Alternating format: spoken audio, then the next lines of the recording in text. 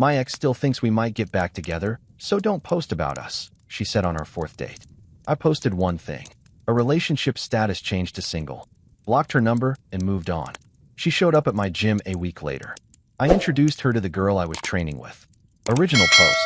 I 29, Mel had been with Victoria 27 for exactly 3 weeks and 4 dates when she dropped that bomb on me. We were sitting in a corner booth at Rusty's Diner on 4th Street, splitting a plate of loaded nachos, when she casually mentioned that her ex-boyfriend Marcus still checked her social media obsessively and thought they might reconcile someday. So, I need you to not post anything about us, Victoria said, dragging a tortilla chip through the queso. No relationship status changes, no couple photos, nothing. Marcus is going through a tough time, and I don't want to hurt him unnecessarily. I set down my beer and stared at her. You want me to keep our relationship a secret because your ex might have his feelings hurt? It's not like that, she insisted, tucking a strand of her blonde hair behind her ear. We dated for 4 years. I still care about him as a person. He's fragile right now. Just give it a few more months until he's in a better place. A few more months? I repeated slowly. Is that really such a big deal? We're still dating. Nothing changes between us. It's just about being considerate. She reached across the table to touch my hand, her green eyes pleading. I pulled my hand back. So let me get this straight. You want me to be your secret boyfriend because your ex of however long still hasn't moved on, and you're more concerned about his feelings than about being honest about us. You're twisting my words, Victoria said, her voice taking on an edge. I'm asking for basic human decency towards someone I spent 4 years of my life with. How long have you been broken up? She hesitated. 8 months. 8 months, and she was still managing his emotions. I should have seen the red flags earlier. On our second date, her phone had buzzed constantly with texts she kept glancing at nervously. On our third date, she'd spent 20 minutes in the bathroom dealing with what she called an emergency from a friend. Now it all made sense. I'm going to pass, I said, pulling out my wallet. Pass on what? This. Us. Whatever this is where I'm supposed to hide in the shadows while you keep your ex warm on the back burner. I dropped 2 20s on the table. I'm looking for an actual relationship, not a situation. Victoria's face flushed red. You're being dramatic. Fine. If you can't handle a simple request, then maybe we're not compatible. I agree completely, I said, standing up. Take care, Victoria. I walked out of that diner, got in my Ford Ranger, and drove straight home to my apartment on Maple Avenue. The first thing I did was pour myself a whiskey. The second thing I did was open Facebook on my laptop. My relationship status had said, in a relationship, since our second date, when things seemed promising. With 3 clicks, I changed it to single. No announcement post, no explanation, no drama. Just a factual status update. Then I opened my phone, blocked Victoria's number, and went to bed. I figured that was the end of it. I dodged a bullet, learned a lesson about paying attention to red flags, and could move on with my life. 1 week later, I was at Ironworks Gym on Tuesday evening around 7 o'clock, finishing up a session with my buddy Derek's younger sister, Jasmine. Jasmine, 24, had asked me to help her learn proper weightlifting form after years of cardio-only workouts. We'd been training together twice a week for about a month, completely platonically. She had a serious boyfriend named Kyle, and I was just the guy helping her deadlift without throwing out her back. We were at the squat rack, and I was spotting Jasmine through her working sets when I noticed someone staring at us from across the gym floor. My stomach dropped when I recognized the blonde hair and yoga outfit. Victoria. She marched across the gym floor like she owned the place, her white sneakers squeaking against the rubber mats. I hadn't even known she went to this gym. In 3 weeks of dating, she'd never mentioned it. Nathan, she called out, loud enough that several people turned to look. We need to talk. Jasmine re-racked the barbell and turned around, looking confused. Friend of yours? Not exactly, I muttered. Victoria stopped right in front of us, hands on her hips, breathing hard like she'd just finished a workout, though I suspected it was anger, not exercise. You blocked my number? Are you serious right now? Victoria, this isn't the time or place, I said calmly. You humiliated me. Her voice was rising, drawing more attention. You changed your relationship status to single without even talking to me first. Do you know how that made me look? Marcus saw it. He called me. My friend saw it. Everyone thinks I got dumped. You did get dumped, I said flatly. At the diner. When I walked out. Remember? We were having a discussion. You don't just change your relationship status in the middle of a disagreement. That's childish. Jasmine cleared her throat. Should I give you two some space? No, I said quickly. Then, turning to Victoria with exaggerated politeness, I gestured toward Jasmine. Victoria, I'd like you to meet Jasmine. Jasmine is someone I've been spending time with at the gym. Jasmine, this is Victoria. We went on 4 dates, and she wanted me to keep our relationship secret so her ex-boyfriend's feelings wouldn't be hurt. I declined that arrangement, which brings us to now. Jasmine's eyebrows shot up, but to her credit, she played along beautifully. Oh, well, nice to meet you, Victoria. She extended her hand with a smile that could cut glass. Victoria ignored the hand, her eyes darting between us. Are you kidding me right now?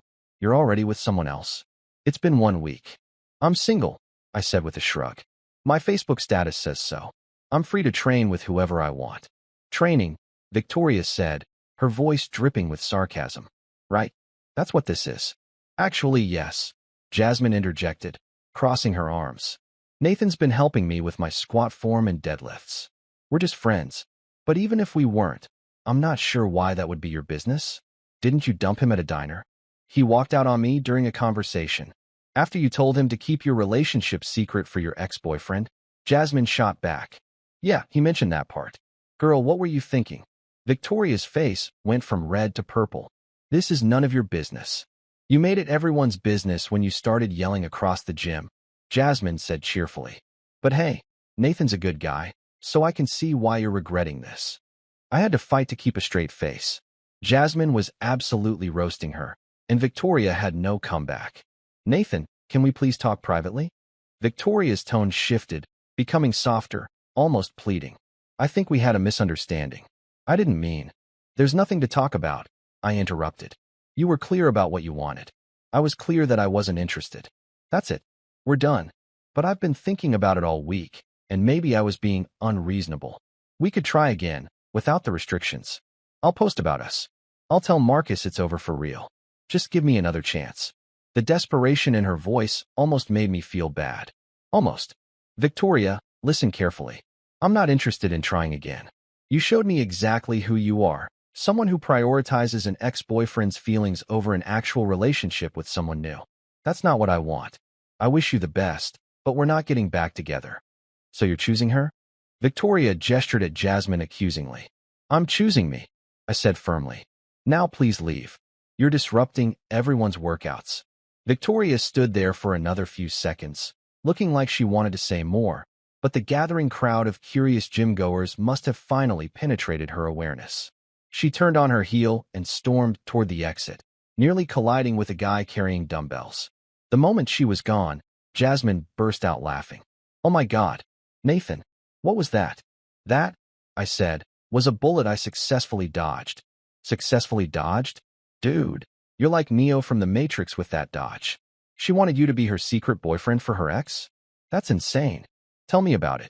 I ran a hand through my hair, suddenly exhausted. Sorry you got dragged into that. Are you kidding?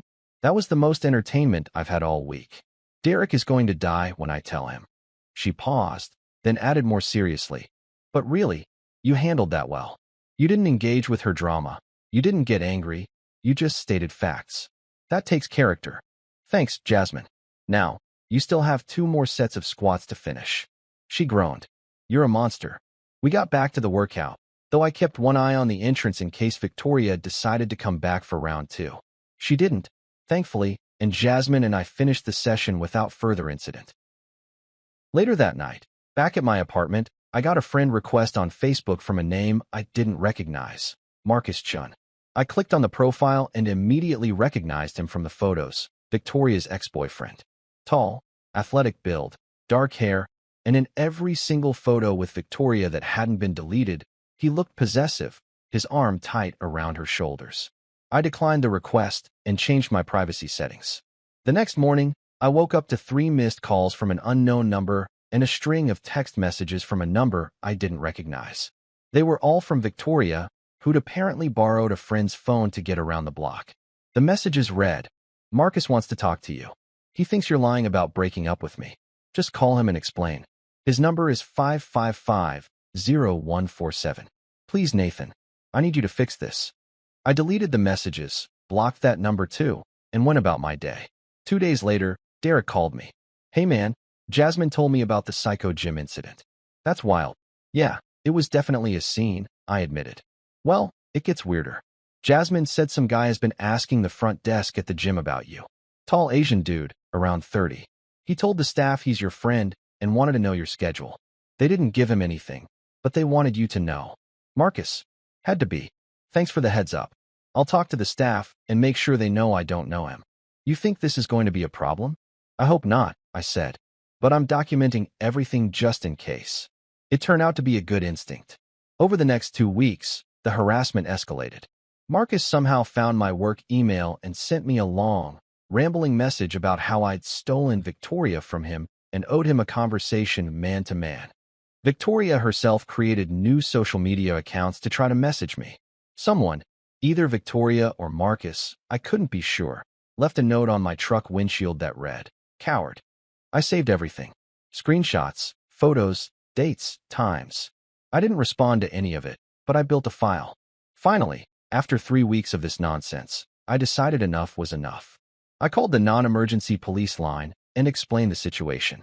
They sent an officer to take my statement, and I showed him everything I'd documented. The officer, a middle-aged guy named Rodriguez, looked through it all and shook his head. This is definitely harassment, he said.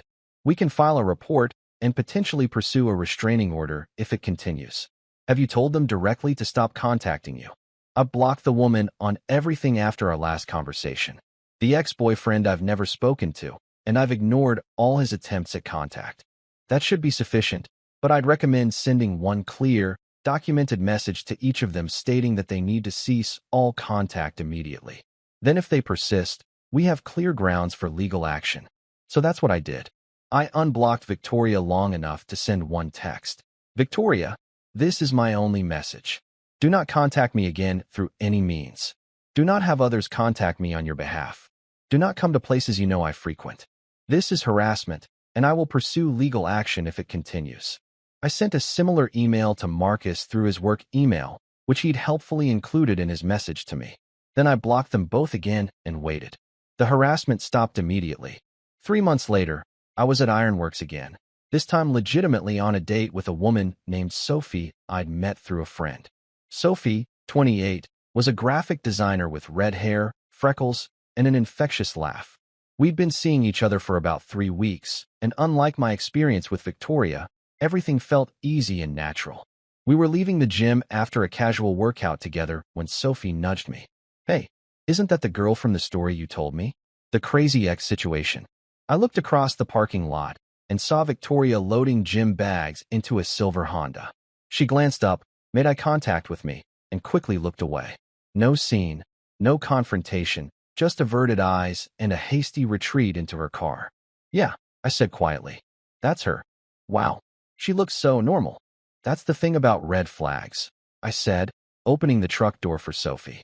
They don't always look like red flags until you're already tangled up in them. Sophie climbed into the passenger seat and looked at me seriously. For what it's worth, I'm really glad you paid attention to those red flags, because otherwise you wouldn't have been available when we met. I smiled, leaned in, and kissed her. Best decision I ever made. As I drove out of that parking lot with Sophie beside me, I caught one last glimpse of Victoria in my rearview mirror, sitting alone in her car, staring at her phone.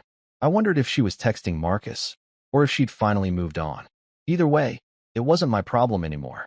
Some people think revenge has to be dramatic, some elaborate scheme, or public humiliation. But sometimes the best revenge is just living well, making good choices, and refusing to let someone else's drama become your story. I changed a relationship status to single. I blocked a number. I moved on with my life. And that was enough.